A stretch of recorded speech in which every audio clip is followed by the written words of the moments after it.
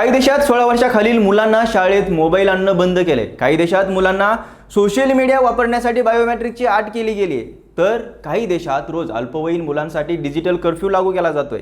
मागच्या साधारण वर्षभरापासून जगभरातले अनेक पुढारलेले देश आता तिथल्या 16 वर्षाखालील मुलांच्या सोशल मीडियावर असे अनेक मार्गाने निर्बंध आणत आहेत आणि सोशल मीडियाच्या या मायाजाळापासून आपल्या देशाच्या भावी पिढीचं एक प्रकारे संरक्षण करत आहेत। कोणकोणते आहेत ते देश, असं काय आहे त्या देशाच्या सोशल मीडियाच्या निर्बंधाचं स्वरूप? सर्वात आधी ऑस्ट्रेलियानं सुरू केलेलं हा पॅटर्न जग कसं कॉपी करू लागले, यामागचं कारण काय आहे आणि भारतातही त्या दिशेने पाऊल टाकायला सुरुवात झाली आहे का, या सगळ्या प्रश्नाची उत्तरं जाणून घेणार आहोत या व्हिडिओच्या माध्यमातून। नमस्कार, मी अमोल जाधव आणि तुम्ही पाहताय लगाव बत्ती। आजच्या जगात सोशल मीडिया हे आपल्या जीवनाचं अविभाज्य भाग झाले। सोशल मीडियावर नसणं म्हणजे आपलं अस्तित्वच नाही असा एक चुकीचा समज होतोय। त्यातच तरुण वर्गाप्रमाणेच अल्पवयीन म्हणजेच चक्क अगदी 4थी मध्ये शिकणाऱ्या मुलांपासून ते 10वीत शिकणाऱ्या मुलांचीही सोशल मीडियावर खाती आहेत।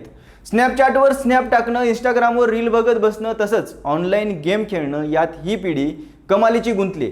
परिणामी सोशल मीडियाच्या अतिवापराने अनेक दुष्परिणाम त्यांच्या आयुष्यावर झालेले दिसून येत आहेत। त्यामुळे काळाची पावलं ओळखलेली बरी आणि त्यावर निर्बंध घातलेली बरे अशा विचारानं अनेक देश जागरूक झालेत आणि तब्बल 20 पेक्षा जास्त पुढारलेले देश अल्पवयीन मुलाच्या सोशल मीडिया वापरावर कडक निर्बंध आणतायत। यातला पहिला देश आहे ऑस्ट्रेलिया। ऑस्ट्रेलियानं 16 वर्षाखालील मुलांच्या सोशल मीडियाच्या वापरावर कायदेशीर बंदी घातली। मुलांचं मानसिक आणि शारीरिक आरोग्य सुरक्षित ठेवण्यासाठी ऑस्ट्रेलियन सरकारनं ऑनलाईन सेफ्टी दुरुस्ती कायदा 2024 मंजूर केला असून हा नियम 10 डिसेंबर 2025 पासून लागू करण्यात आलाय आणि अशा प्रकारची पूर्ण बंदी घालणारा ऑस्ट्रेलिया हा जगातला पहिला देश ठरलाय।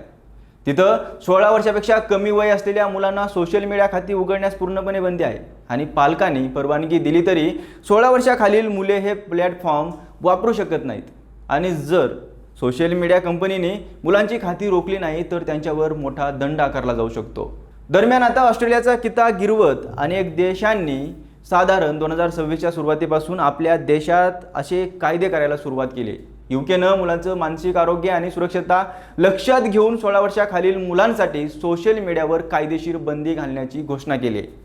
तसंच मुलांचं ऑनलाईन ग्रूमिंग आणि सायबर धोक्यांपासून रक्षण करण्यासाठी दुपारी 12 ते संध्याकाळी 6 या वेळेत मुलांसाठी डिजिटल कर्फ्यू लागू केलाय।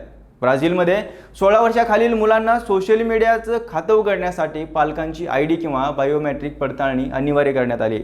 तर इंडोनेशियानं 16 वर्षाखालील मुलांसाठी यूट्यूब, टिकटॉक, फेसबुक आणि इंस्टाग्राम सारख्या प्लॅटफॉर्मवर बंदी घातली। व्हिएतनाम सरकारने देखील 16 वर्षाखालील मुलांना सोशल मीडियावर पोस्ट, कमेंट आणि लाईक करण्यापासून रोखण्यासाठी नवा नियम आणतायत। तर जर्मनीमध्ये 13 वर्षाखालच्या मुलांसाठी सोशल मीडियावर बंदी आहे आणि 13 ते 18 वयोगटासाठी कठोर नियमांची शिफारस आहे। फिनलँडमध्ये देखील 13 वर्षाखालच्या मुलांकडे इंटरनेटयुक्त स्मार्टफोन बिलकुल नसावेत आणि त्यांना सोशल मीडिया वापरू देऊ नये असा प्रस्ताव आहे। तर फ्रान्समध्ये 15 वर्षाखालच्या मुलांच्या सोशल मीडिया प्रवेशावर निर्बंध आहे आणि सध्याची जी मुलांची खाती आहेत ती येत्या 4 महिन्यामध्ये बंद करण्याचा प्रस्ताव आहे। स्वीडनमध्ये प्राथमिक आणि माध्यमिक शाळांमध्ये मोबाईल वापराबाबत नवीन नियम आलेले आहेत आणि मुलांच्या डिजिटल वापरावर भर त्यांनी दिलेला आहे। तर पोलंडमध्ये 1 सप्टेंबरपासून 16 वर्षाखालच्या विद्यार्थ्यांना शाळेत मोबाईल वापरण्यावर बंदी आहे। पण जगभरात अशी बंदी का घातली जाते, त्याला काही कारणं आहेत। तर त्याचं पहिलं कारण म्हणजे मुलांचं मानसिक आरोग्य। सोशल मीडियाच्या वापरामुळे मुलाचं मानसिक आरोग्य कमालीचं धोक्यात आले। नैराश्याची समस्या वाढते, झोपेच्या आणि जेवणाच्या वेळा बिघडतायत आणि मुलांचे स्वभावही अतिचंचल आणि चिडचिडे होत आहेत। आभासी विश्वास जगण्याची सवय लागणारी ही मुलं हळूहळू एकलकोंडी होत आहेत आणि काही मुलांनी तर स्वतःला संपवण्यासारखी टोकाची पावलेही उचलत आहेत। दुसरं म्हणजे सोशल मीडियावर दाखवला जाणारा कंटेंट बऱ्याचदा अश्लील, हिंसक, समर्थन करणारा आणि मुलांचं मानसिक खच्चीकरण करणारा असतो। त्यानं मुलांचं नुकसान होतंय, तसंच मुलं अनेकदा सायबर गुन्ह्यामध्ये, आर्थिक फसवणुकीमध्ये अडकत आहेत। सोशल मीडियाच्या अतिवापरामुळे एका जागी बसण्याची सवय लावून शरीर सुस्त आणि लट्ट होते, तसंच डोळ्यांचे विकारही वाढत आहेत। अशी अनेक कारणं या निर्बंध लागू करण्यामागे आहेत आणि हे देश आपली उमलती पिढी ही धोक्यात जाण्यापासून वेळीच सावरत आहेत। मग असा प्रश्न पडतो की 140 कोटी लोकसंख्या असणाऱ्या भारतानं काही पावलं उचलली आहेत का? तसं पाहायला गेलं तर एकही ठोस असं पाऊल भारत सरकारनं आजवर उचललेलं नाही आहे. मागे सर्वोच्च न्यायालयाने याबाबतीत सरकारला फटकारल्यानं सरकारनं त्यावर काम करत असल्याचं सांगितलं होतं.